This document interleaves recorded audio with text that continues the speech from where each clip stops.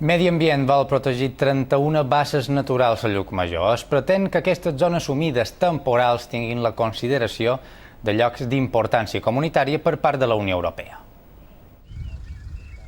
La bassa plana, la de Son Cànoves, la de Can Gamondí, així fins a arribar a 31 zones on s'hi concentra aigua de forma natural. Totes s'han catalogat en el terme municipal de Llucmajor.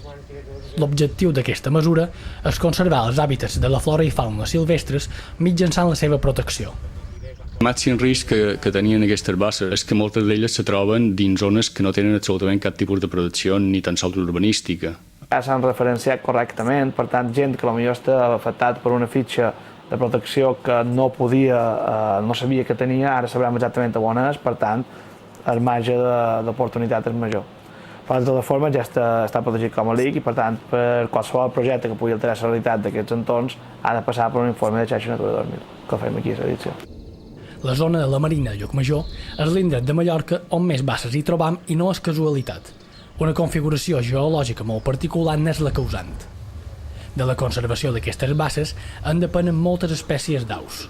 Hem de pensar que al mig del Mediterrani trobar aquestes basses és un punt clau per moltes espècies que estan fent tant migracions com per moltes espècies que només en aquell moment donat tenen unes condicions molt concretes, i que necessiten una salinitat, unes condicions d'aigua que fan que aquestes basses siguin tan especials. Temps enrere, quan viure de la terra era l'única opció, aquestes basses eren utilitzades per abeurar els animals. Garantien la subsistència del ramat i, en conseqüència, la supervivència del pagès. Fa 2 anys, el Puig